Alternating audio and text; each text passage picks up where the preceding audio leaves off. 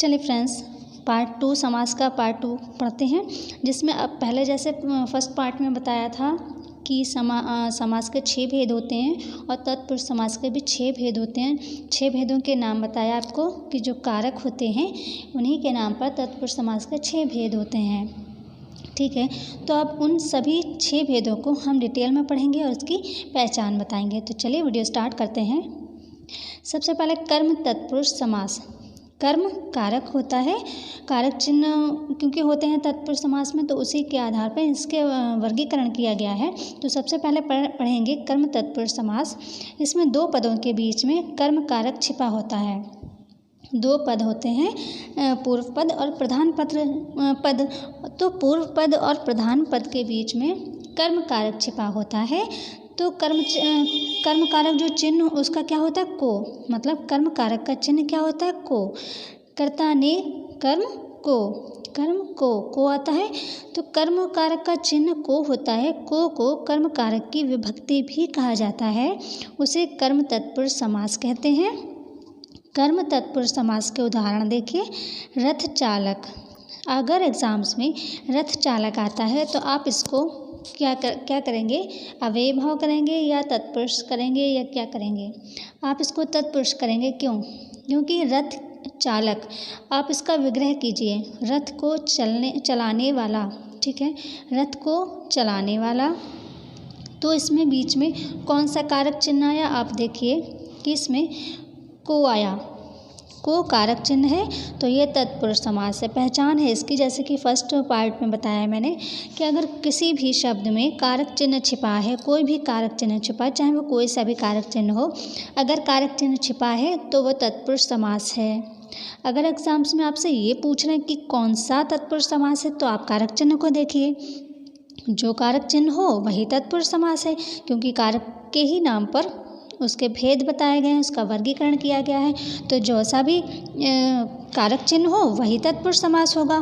तो अगर इसमें देखिए रथ चालक में इसका अगर हम विग्रह करें तो रथ को चलाने वाला, तो क्योंकि इसमें बीच में आया को, तो आप देखिए अब कि को कौन से कारक का चिन्ह है। तो आप देखेंगे कर्ता ने कर्म को, तो आप जल्दी से टिक कर देंगे कि इसमें को है, तो ये कर्म तत्पुरुष समास होगा। ठीक है, जिसमें भी कारक चिन्ह छिपे हों वो तत्पुरुष होगा, और जो सा भी कारक चिन्ह होगा वो वही तत्पुरुष समास होगा। मतलब जो सा भी कारक चिन्ह होगा उसी कारक चिन्ह के नाम पर उस तत्पुरुष का नाम होगा। ठीक है, यहाँ पर को है तो ये रथ चालक में कौन सा समास होगा, इसमें होगा कर्म तत्पुरुष समास।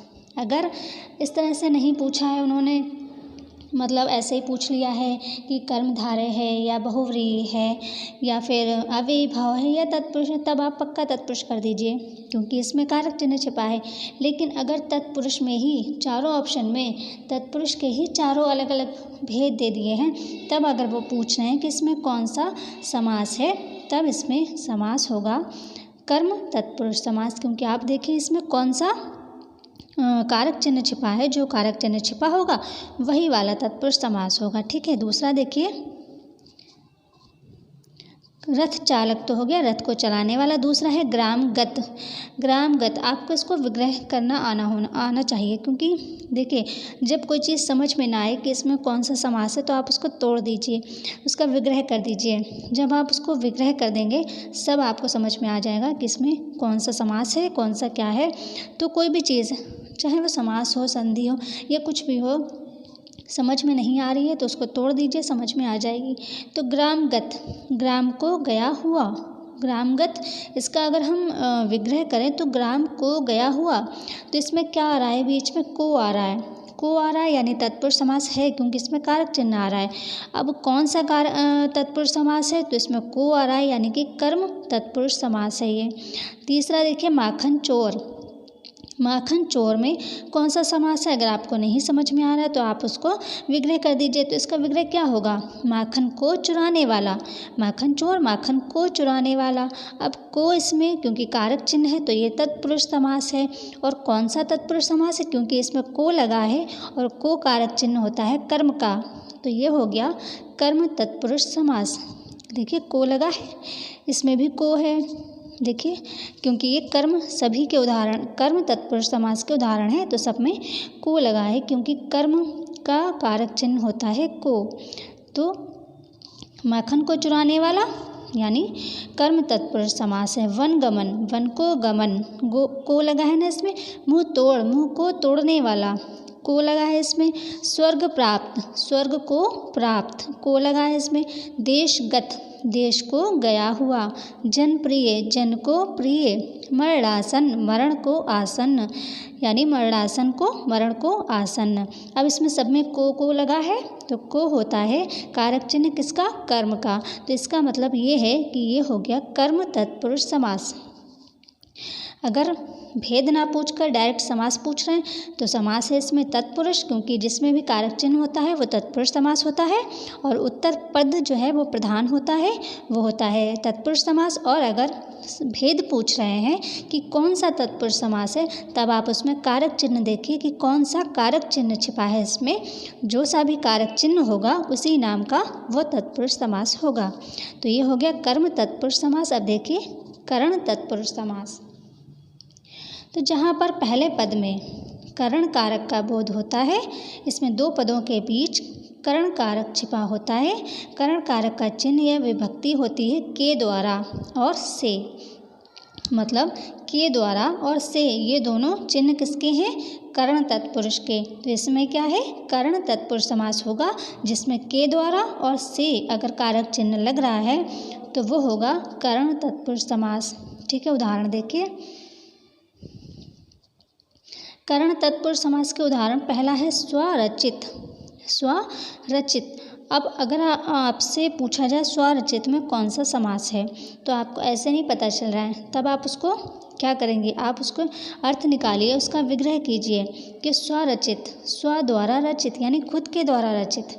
स्वरचित यही तो होता, मान लीजिए स्वरचित पुस्तक है कोई, तो वो खुद के द्वारा रचित तो है, खुद के द्वारा यानी स्वयं के द्वारा रचित। तो इसमें द्वारा आ रहा है, और द्वारा किसका कारक चिन्ह होता है, करण तत्पुरुष का, करण का।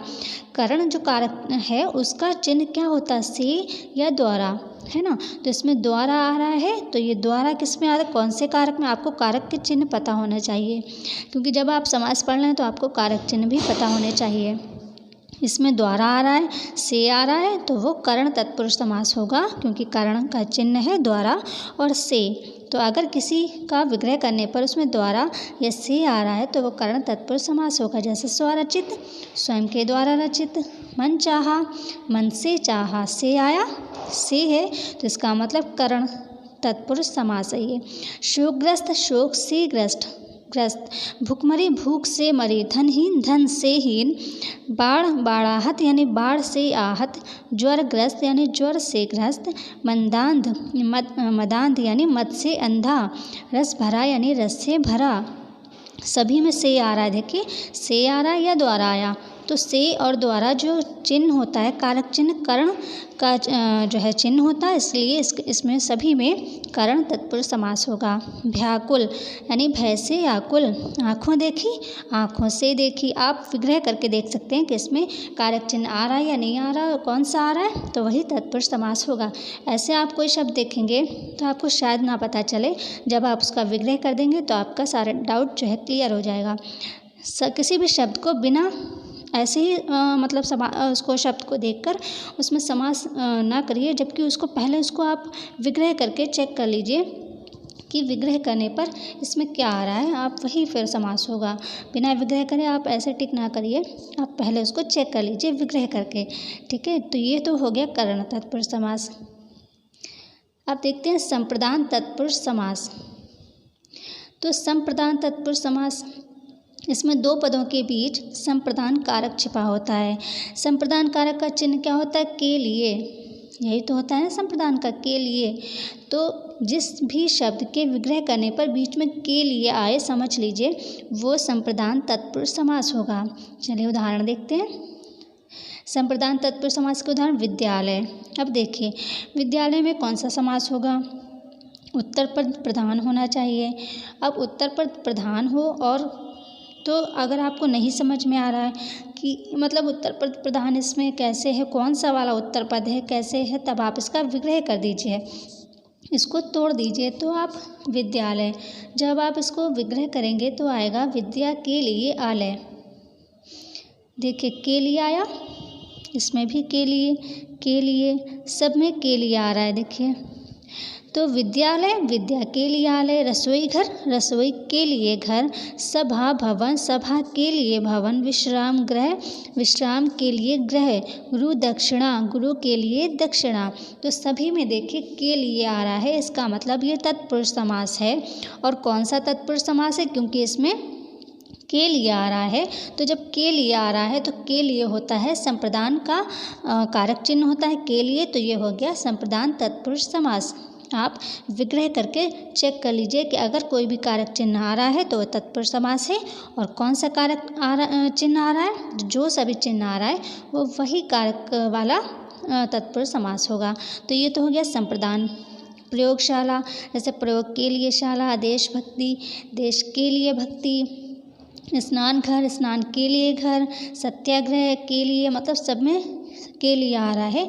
यज्ञशाला, डाकगाड़ी, देवालय, गौशाला, इन सभी में तत्पुरुष समास है। और सभी में जो के लिए इस तरह से देखिए सभी में के लिए आया है, यानी कि ये हो गया संप्रदान तत्पुरुष समास। तो चलिए अब देखते हैं अपादान तत्पुरुष समास। इसमें दो पदों के बीच में अपादान कारक छिपा होता है। अपादान कारक का चिन्ह होता है से। इसका मतलब होता है कौन सा से, अलग होने वाला से, ठीक है, अलग जिसका अर्थ अलग हो, ठीक है, अलग होने पर मतलब ऐसा दर्शाता हो कि अलग हो रहा है कुछ, तो वो होता है अपादान। और इसको उदाहरण देखते हैं। अपादान तत्पुरुष समास के उदाहरण है काम चोर। अब देखिए काम से जी चुराने वाला, काम चोर का अगर हम विग्रह करें तो आएगा काम से जी चुराने वाला, मतलब वो काम से जी चुरा रहा है। मतलब यहाँ पर क्या बोध हो रहा है, कुछ काम से खुद को अलग कर रहा है वो, है ना, यही बोध हो रहा है। तो से अगर आ रहा है तो ये भी बोध होना चाहिए कि से अलग होने वाला से आना चाहिए, तभी वहाँ पर होगा अपादान, वरना अपादान नहीं होगा। अगर वहाँ पर कुछ ऐसा भाव आ रहा है कि वो कुछ अलग होता हुआ ऐसा भाव प्रकट हो रहा है, तो वहाँ पर होगा अपादान तत्पुरुष, और से भी आना चाहिए। तो काम चोर अगर हम उसका विग्रह करें तो काम से जी चुराने वाला, दूर आगत, दूर से आगत, रण विमुख, रण से विमुख, या नेत्रहीन को देखें तो नेत्र से हीन, वो नेत्र से हीन है, मतलब कुछ यहाँ पर अलग होता दिख रहा है कि उसकी आँखों की रोशनी नहीं है, तो वो अलग मतलब नेत्रहीन है, अलग होता दर्शा रहा, कुछ ऐसा भाव आ रहा है कि अलग हो रहा है कुछ। तो ये हो गया आपका अपादान। पाप मुक्त, पाप से मुक्त, यानी पाप से वो मुक्त है, बिल्कुल अलग है, पाप से मुक्त है वो। तो ये सब मतलब देश से निकाला मतलब अलग हो रहा है। तो पथ से भ्रष्ट हो गया, अलग हो गया। तो ये सभी में देखिए अलग होने का कुछ आ रहा से अलग होने पर, तो ये सभी में अपादान तत्पुरुष समास है। पदच्युत, पद से च्युत, जन्म रोगी, जन्म से रोगी, रोग मुक्त, रोग से मुक्त, ठीक है। तो सभी में से आया, से सभी में देखिए सभी में से है, और सभी में ऐसा बोध हो रहा है कि कुछ अलग हो रहा है। तो सभी में जब अलग होने वाला आ रहा है तो यह अपादान तत्पुरुष समास है सभी में। आपको उदाहरण भी बहुत सारे दे रखे हैं, तो आप बहुत सारे इतने सारे उदाहरण देखकर आप सब समझ जाएंगे, सारे डाउट क्लियर हो जाएंगे। तो देखिए सभी में कारक चिन्ह है। तो देखिए अब संबंध तत्पुरुष समास। देखिए संबंध तत्पुरुष समास। तो संबंध तत्पुरुष समास में क्या होता है, दो पदों के बीच में का, की, के ये वाला कारक चिन्ह छिपा है अगर, तो वह संबंध तत्पुरुष समास होगा, क्योंकि संबंध को जो कारक चिन्ह दर्शाता है वो होता है का, की, के। तो चलिए उदाहरण देखते तब समझ में आएगा आपकी। जैसे राजपुत्र, तो राजा का पुत्र, राजा का पुत्र, तो बीच में कौन सा कारक चिन्ह है इसमें, का। गंगा का जल, गंगा का जल, तो गंगा जल, तो का बीच में आया। लोकतंत्र, लोक का तंत्र, दुर्वादल, दुर्व का दल, देव पूजा, देव की पूजा, आम वृक्ष, आम का वृक्ष, इसमें सभी में का, की, के आ रहा है। तो जिसमें का, की, के आ रहा है वो संबंध तत्पुरुष समास है, क्योंकि संबंध तत्पुरुष समास का कारक चिन्ह है का, की, के। फिर भी अगर आपको ये भी नहीं समझ में आ रहा है तो आप देखिए राजा का पुत्र, तो जब हम उसका विग्रह करेंगे तो राजा का पुत्र, तो उन दोनों के बीच में पिता और पुत्र का संबंध है। तो ये संबंध वैसे ही इसमें दर्शा रहा है। तो ये संबंध तत्पुरुष समास है। गंगा जल यानी गंगा का जल, जल किसका है? गंगा का। तो गंगा का जल है, उसका संबंध जल का किससे है? गंगा से। तो ये तो ऐसे ही दर्शा रहा है संबंध। तो यहाँ पर संबंध तत्पुरुष समास है और चूंकि इसमें का की के आ रहा है तो का की के किसको दर्शाता है? संबंध को दर्शाता है। यानी यहाँ पर संबंध तत्पुरुष समास होगा। जिस भी शब्द में विग्रह करने पर का की के आता हो वो सभी संबंध तत्पुरुष समास होते हैं। और कौन से होते हैं? तत्पुरुष होते हैं, क्योंकि कारक चिन्ह जिसमें आता है वो तत्पुरुष होते हैं। और कौन से हैं जिसमें का की के आए तो वो संबंध तत्पुरुष समास होगा। जैसे राजकुमारी, राजा की कुमारी, जलधारा, जल की धारा, राजनीति, सुख योग, मूर्ति पूजा, श्रद्धकर्ण, शिवालय, देश रक्षा, सीमा रेखा, इन सभी में संबंध तत्पुरुष समास होगा। आपको कितने सारे उदाहरण दिए हुए हैं ताकि आपका सारा डाउट क्लियर हो जाए। तो चलिए, ये थे आपके संबंध तत्पुरुष समास, अधिकरण तत्पुरुष समास। अधिकरण तत्पुरुष समास, इसमें दो पदों के बीच अधिकरण कारक छिपा होता है। अधिकरण कारक का चिन्ह या विभक्ति कौन सा होता है? में या पर। में या पर, किसी दो पदों के बीच में में या पर छिपा हो तो उसमें कौन सा होता है? अधिकरण तत्पुरुष समास होता है। अधिकरण तत्पुरुष समास के उदाहरण देखिए। कार्य कुशल यानी कार्य में कुशल, कार्य कुशल किसमें कुशल? कार्य में कुशल। वनवास किसमें वास? वन में वास, वन में वास। ईश्वर भक्ति किसमें भक्ति? ईश्वर में भक्ति। ईश्वर भक्ति का जब हम विग्रह करें तो ईश्वर में भक्ति। आत्मविश्वास, आत्मा पर विश्वास, या आत्म में विश्वास, या खुद पर विश्वास, ऐसे भी कह सकते हैं, खुद पर विश्वास। तो जिसमें में और पर आता है, अभी जैसे कि इसकी परिभाषा में भी था, जिस भी शब्द दो पदों के बीच में में या पर आ रहा है तो वो अधिकरण तत्पुरुष समास ही होगा। आप विग्रह करके देख लीजिए कि अगर उसमें में या पर आ रहा है तो वो अधिकरण तत्पुरुष समास होगा। दीन दयाल, दिनों पर दयाल। दानवीर, दान देने में वीर, में आया इसमें। आचार निपुण, आचार में निपुण। जलमग्न, जल में मग्न। सिर दर्द, सिर में दर्द। कला कुशल, कला में कुशल। शरणागत, शरण में आगत। आनंद मग्न, आनंद में मग्न। आप बीती, आप पर बीती। यानी में और पर आए तो वो उन सभी में कौन सा अधिकरण तत्पुरुष होगा? ठीक है, अधिकरण तत्पुरुष समास होगा जिसमें में और पर आए। चलिए अब देखते हैं कर्मधारय समास, सबसे इम्पोर्टेंट जिसमें कन्फ्यूज़न होता है, इसको ध्यान से समझिएगा। कर्मधारय समास, इस समास का उत्तर पद प्रधान होता है। इस समास में विशेषण, विशेष्य और उपमेय उपमान से मिलकर बनते हैं। यानी कर्मधारय समास में क्या होता है? उपमेय और उपमान होगा और विशेषण और विशेष्य होगा, वो होगा कर्मधारय समास। अगर किसी भी समास में उपमेय और उपमान नहीं है या विशेषण और विशेष्य नहीं है तो वह कर्मधारय नहीं होगा, वो बहुव्रीहि होगा। ठीक है, ये ध्यान रखिएगा। किसी भी समास जो है उसमें जो दोनों पद हैं तो दोनों पदों को मिलाकर आप देखिए कि उसमें एक पद होगा उपमेय और एक होगा उपमान, या फिर एक होगा विशेषण और एक होगा विशेष्य, तो वो कर्मधारय है। अगर ऐसा नहीं है तो वो कर्मधारय नहीं होगा, वो बहुव्रीहि होगा। तो देखिए उदाहरण, चरण कमल, कमल के समान चरण। जैसे उपमा अलंकार पढ़ा है ना आपने, उपमा अलंकार, उपमा अलंकार आपने पढ़ा है तो उपमा अलंकार में भी यही है ना, समान मतलब किसी की उपमा किसी से की जाती है तो उपमा अलंकार होता है, वो भी उपमा दी जाती है, वही चीज़ यहाँ पर है। तो चरण कमल, कमल के समान चरण, किसकी? चरण की तुलना किससे की जा रही? कमल से। तो एक उपमेय हो गया, एक उपमान हो गया। एक विशेषण है, विशेषण क्या है यहाँ पर? यहाँ पर कमल विशेषण है और विशेष्य क्या है? चरण। यानी चरण की विशेषता बताई जा रही है, तुलना की जा रही किससे? कमल से। तो एक तो उपमेय हो गया, एक उपमान हो गया, यानी विशेष हो गया, एक विशेषण हो गया। तो इसका मतलब चरण कमल जो है ये कर्मधारय समास है। नील गगन, नीला है जो गगन, गगन की विशेषता बताई जा रही है कि वो नीला है। तो ये हो गया, एक तो हो गया उपमेय, एक हो गया उपमान, एक हो गया विशेषण, एक हो गया विशेष्य। चंद्रमुख, चंद्र जैसा मुख है ना, चंद्र जैसा मुख। तो मुख कैसा है? चंद्र जैसा। मुख की विशेषता चंद्र से दी जा रही है, तो मुख हो गया विशेष्य और चंद्र हो गया विशेषण। तो एक विशेष्य हो गया, एक विशेषण हो गया, यानी एक हो गया उपमेय, एक हो गया उपमान। तो इसी तरह से सभी में उपमेय और उपमान अगर दिया है, विशेष और विशेषण दिया है तो वो होगा कर्मधारय समास, वरना वो बहुव्रीहि नहीं होगा, वो होगा कर्मधारय समास अगर उपमेय उपमान या विशेषण विशेष दिया है। दूसरी चीज़ इसकी पहचान ये है, या तो इसमें समान दिया होगा इस तरह से, समान दिया होगा, जो दिया होगा, जैसा दिया होगा, जो दिया होगा। देखिए तो इस तरह से समान, जो, जैसा, जैसा या जिसके जैसा या उसके जैसा, इस तरह से ऐसे शब्द बीच में आए तो समझ लीजिए वो कर्मधारय समास है, वो बहुव्रीहि समास नहीं है। आप विग्रह करके देख लीजिए। सबसे मेन चीज़ तो यही है कि आप उस शब्द का विग्रह करिए, तभी आपको एक्चुअल में समझ में आएगा कि इसमें कौन सा समास है।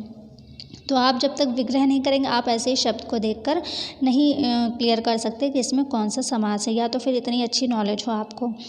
चलिए, तो इसमें सभी में जिसको, जो, जैसा आ रहा है, इसका मतलब ये कर्मधारय समास है। और इसमें सभी में देखिए उपमेय और उपमान भी आ रहा है, और सभी में विशेषण और विशेष भी आ रहा है। तो ये सभी चीज़ें हैं कर्मधारय समास में।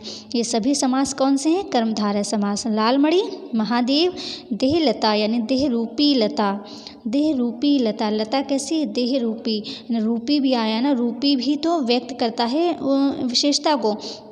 तो रूपी, जो, जैसा, ये सारे शब्द अगर आ रहे हैं तो वो है कर्मधारय समास। नवयुवक, नव है जो, युवक जो आया, तो यानी कि ये कर्मधारय समास है।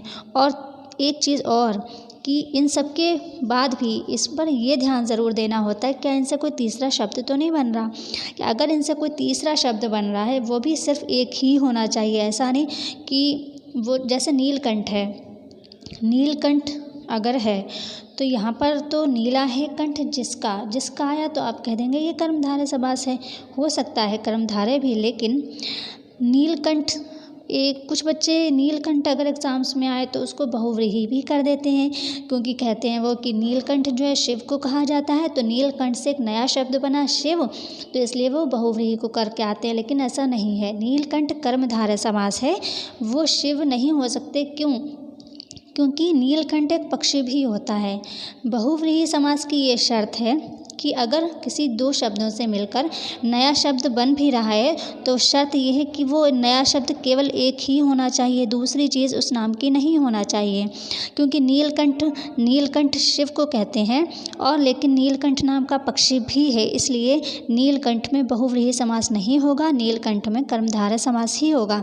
इस तरह से आपको ये चेक भी ये चीज़ करना होगी कि उसमें तीसरा शब्द जो बन रहा है वो क्या दुनिया में केवल एक ही है। अगर एक ही है तो ही वो बहुव्रीहि होगा, नहीं तो वो कर्मधारय समास ही होगा। तो आपको 2-3 चीज़ें देखना है। एक तो देखना है कि उसमें उपमेय और उपमान है, विशेषण विशेष है, और जैसा, जिसको, जो, रूपी, ये सारे शब्द आ रहे हैं। और ये सब भी अगर आ रहे हैं, तब आप सबसे लास्ट में ये चेक कीजिए कि उसमें कहीं कोई ऐसा नया शब्द तो नहीं बन रहा, तीसरा शब्द जो कि केवल एक हो। अगर ऐसा है तो वो बहुव्रीहि होगा, अगर ऐसा नहीं है तो वो कर्मधारय समास होगा।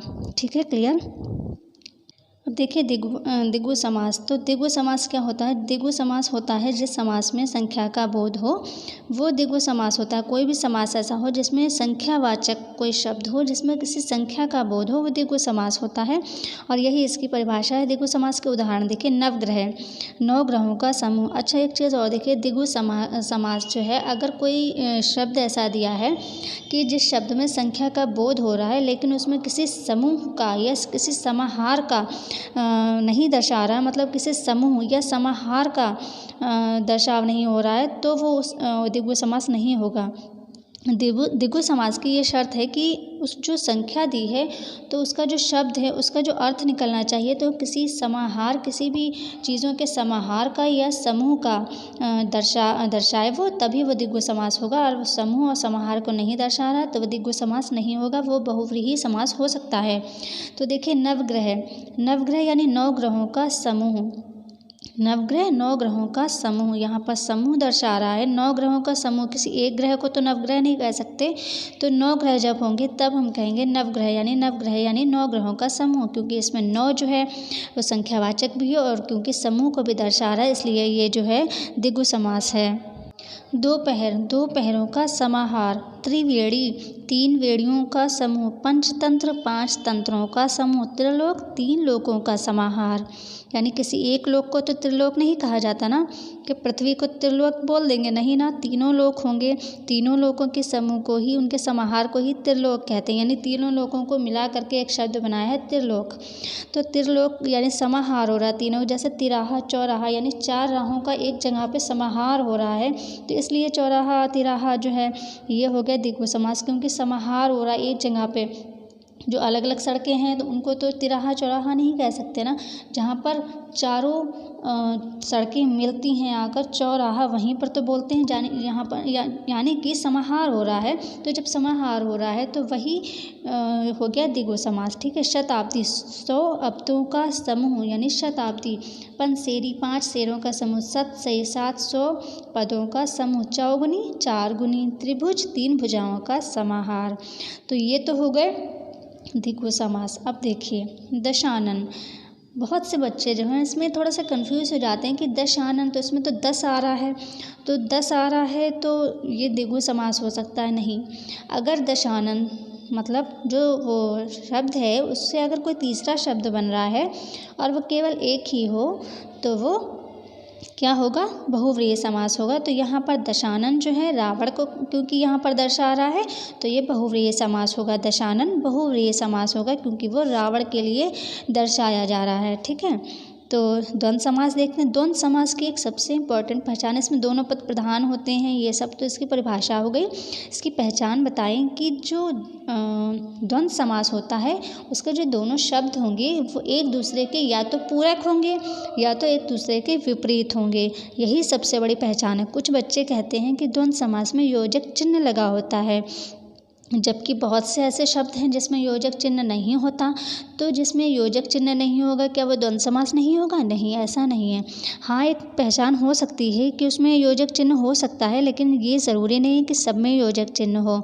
तो इसकी पहचान यही है कि जो दोनों पद होते हैं, पूर्व पद और उत्तर पद, दोनों ही पद एक दूसरे के या तो विलोम होंगे या तो एक दूसरे के पूरक होंगे। मतलब कि दोनों ही पद प्रधान होंगे, दोनों ही पदों के अपने अपने महत्व होंगे, दोनों ही शब्दों के अपने अपने ही महत्व होंगे, दोनों की इम्पोर्टेंस होगी और दोनों जो है एक दूसरे के या तो पूरक होंगे या तो एक दूसरे के विलोम होंगे। देखिए जल वायु, जल और वायु दोनों की अपनी अपनी इम्पोर्टेंस है, दोनों प्रधान हैं, और जल जो है वायु ये दोनों एक दूसरे के पूरक भी हो सकते हैं। अपना पराया, अपना पराया ये हो गया विलोम। देखिए एक दूसरे के विलोम हैं, अपना या पराया। दूसरी पहचान ये है कि जो विग्रह हम करें किसी भी शब्द का, विग्रह करने पर और या फिर या लगा है, और जैसे और लगा है, ये देखिए और सब में और लगा है, तो और अगर लगा है या ये देखिए इसमें यहाँ पर या लगा है, तो या लगा है अगर, तो किसी भी शब्द में अगर विग्रह करने पर और या फिर या आ रहा है, या आ रहा है तो वो होगा द्वंद्व समास, वो और कोई समास नहीं होगा। सबसे अच्छी पहचान तो यही है कि आप उसका विग्रह कर दीजिए, विग्रह करने पर अगर और या फिर या आ रहा है तो वह द्वंद्व समास होगा। दूसरी बात यह है कि दोनों ही शब्द या तो एक दूसरे के पूरक होंगे या एक दूसरे के विलोम होंगे और दोनों ही पद प्रधान होंगे, दोनों ही शब्द जो है महत्वपूर्ण होंगे। ये द्वंद्व समास है, ये सबसे आसान समास है, इसमें कुछ नहीं है। चाहे तो इसके उदाहरण देख सकते हैं। जलवायु, अपना पराया, पाप पुण्य, राधा कृष्ण, अन्न जल, नर नारी, देखिए सब एक दूसरे के विलोम भी हैं और एक दूसरे के पूरक हैं। गुण दोष, गुण और दोष, देश विदेश, अमीर गरीब, एक दूसरे के देखिए विलोम है। अमीर और गरीब विलोम है ना, अमीर का विलोम क्या होगा? गरीब। तो ये सभी जो हैं क्या है, ये द्वंद्व समास हैं। अब देखिए बहुव्रीहि समास जो कि सबसे इम्पॉर्टेंट है।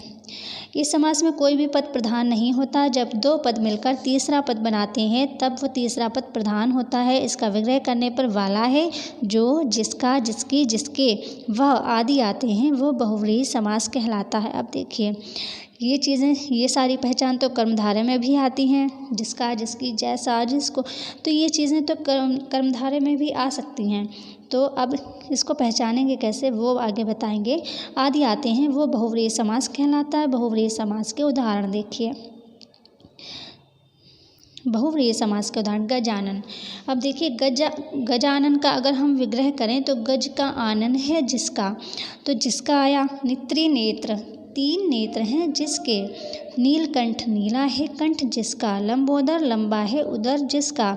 तो ये सारी चीज़ें जिसका, जिसका ये सब आ रहा है, लेकिन कैसे पहचानेंगे कि ये बहुव्रीहि है? तो कैसे पहचानेंगे? जैसे नीलकंठ है, ये गलत है, नीलकंठ जो है इसमें प्रिंट हो गया है। नीलकंठ जो है ये बहुव्रीहि नहीं हो सकता, ये कर्मधारय ही है क्योंकि नीलकंठ नाम का एक पक्षी भी है। तो आपको ये देखना पड़ेगा कि कुछ और नहीं होना चाहिए। नीलकंठ, अगर इसको मतलब समास को अगर हम बहुत बारीकी से पढ़ें तब ये चीज़ आएगी कि नीलकंठ बहुव्रीहि समास नहीं है। अगर आपका जो एग्ज़ाम्स में नीलकंठ आता है, ठीक है, और ऑप्शंस में कर्मधारय नहीं दिया है, तब आप क्या करिए, तब आप बहुव्रीहि कर सकते हैं, ठीक है, कर सकते हैं बहुव्रीहि भी। लेकिन अगर उन्होंने ही ऑप्शन में कर्मधारय नहीं दिया है तब आप बहुव्रीहि कर दीजिए, क्योंकि फिर कोई दूसरा और जो है तत्पुरुष या और कुछ नहीं हो सकता इसमें, तब फिर बहुव्रीहि होगा। अगर ऑप्शन में कर्मधारय नहीं है तब आप बहुव्रीहि को कीजिए। लेकिन अगर ऑप्शन में कर्मधारय और बहुव्रीहि दोनों दिए हैं तब आप नीलकंठ को कर्मधारय में करिएगा, बहुव्रीहि नहीं, क्योंकि नीलकंठ नाम का पक्षी भी होता है। तो ये चीज़ यहाँ पर क्लियर हो गई आपकी कि नीलकंठ नाम का पक्षी भी होता है। तो इसलिए अगर ऑप्शंस में कर्मधारय और बहुव्रीहि दोनों दिए हैं तब आप नीलकंठ को कर्मधारय में करिएगा, बहुव्रीहि नहीं। लेकिन अगर कर्मधारय ऑप्शन में ही नहीं है तब आप बहुव्रीहि इसको कर सकते हैं। चलिए दूसरी चीज़ देखते हैं, त्रिनेत्र। अब देखिए त्रिनेत्र में क्या कहेंगे बच्चे कि इसमें जो है त्रि लगा है, संख्या का बोध हो रहा है, तो क्या ये द्विगु समास होगा? हो भी सकता है अगर इससे कोई नया शब्द नहीं बन रहा है तब, लेकिन यहाँ पर नया शब्द बन रहा है। त्रिनेत्र, त्रिनेत्रों वाला कौन है, किसके लिए कहा जाता है? शिव के लिए कहा जाता है, और कोई और त्रिनेत्र वाली ऐसी कोई चीज़ नहीं है। तो यहाँ पर ये बहुव्रीहि समास होगा, द्विगु समास नहीं होगा, क्योंकि इसमें त्रिनेत्र संख्या का बोध हो रहा है। तो कुछ बच्चे अगर इसको द्विगु समास कर सकते हैं, तो द्विगु समास नहीं है ये, संख्या का बोध ज़रूर हो रहा है लेकिन इससे नया शब्द भी तो बन रहा है। तो जब नया तीसरा शब्द बन रहा है और वो केवल एक ही है तो ये बहुव्रीहि समास होगा, ना कि द्विगु समास। गजानन किसके लिए प्रयुक्त होता है? गणेश के लिए। तो ये हो गया बहुव्रीहि। लंबोदर, लंबा है उदर जिसका, यानी गणेश। तो तीसरा शब्द, अब देखिए यहाँ पर कर्मधारय विशेषता बता रहे हैं ना, लंबा है उदर जिसका, 10 है आनन जिसके, नीला है कंठ जिसका, ठीक है। तो विशेषता बता रहे हैं, 3 नेत्र हैं जिसके, नेत्र कितने हैं? 3 हैं, भुजाएं कितनी हैं? 4 हैं। तो ये आप विशेषता देखकर कर्मधारय मत कर दीजिएगा। आप ये भी तो देखिए कि विशेषता तो बता रहे हैं लेकिन इससे नया तीसरा शब्द भी तो बन रहा है। तो जब नया तीसरा शब्द बन रहा है इससे, और वो भी केवल एक होना चाहिए दुनिया में, तब वो बहुव्रीहि समास होगा, ठीक है। दशानन, 10 है आनंद जिसके, कौन है ऐसा? रावण। चतुर्भुज, 4 भुजाओं वाला, कौन है? विष्णु। पीताम्बर, पीले हैं वस्त्र जिसके, तो यहाँ पर पीताम्बर में पीले हैं वस्त्र जिसके, तो यहाँ पर तो विशेषता बताई जा रही है, लेकिन अगर इससे कोई तीसरा शब्द बन रहा है तो ये बहुव्रीहि होगा, कर्मधारय नहीं होगा। अगर ऑप्शन में बहुव्रीहि नहीं दिया है तब आप पीताम्बर को कर्मधारय भी कर सकते हैं, अगर बहुव्रीहि दिया है तो आप पीताम्बर को बहुव्रीहि करेंगे, क्योंकि इससे जो है नया शब्द बन रहा है कृष्ण। चक्रधर, चक्र को धारण करने वाला, कौन है? विष्णु। वीणा पाड़ी, वीणा है जिसके हाथ में, यानी सरस्वती। श्वेतांबर, सफ़ेद वस्त्रों वाली, कौन है? सरस्वती। तो यहाँ पर सभी में देखिए एक विशेषता बताई जा रही है, लेकिन ये कर्मधारय नहीं है क्योंकि इससे तीसरा नया शब्द बन रहा है, इसलिए ये सभी बहुव्रीहि समास हैं, ठीक है। तो आई होप आपको सारे समास अच्छे से समझ में आ गए होंगे। अगर आपको एक बार में नहीं कोई चीज़ समझ में आ रही तो आप वीडियो को ज़रूर दोबारा देखें। आई एम श्योर कि आपको पक्का समझ में आ जाएगा, आपका कोई भी डाउट किसी भी समास के लिए नहीं रहेगा। तो आज की वीडियो में फ़िलहाल बस इतना ही, मिलते हैं अगले वीडियो में। वीडियो अच्छा लगा हो लाइक ज़रूर कर दीजिएगा और फ्रेंड्स में शेयर भी कर दीजिएगा। मिलते हैं अगले वीडियो में, तब तक के लिए take care and bye bye.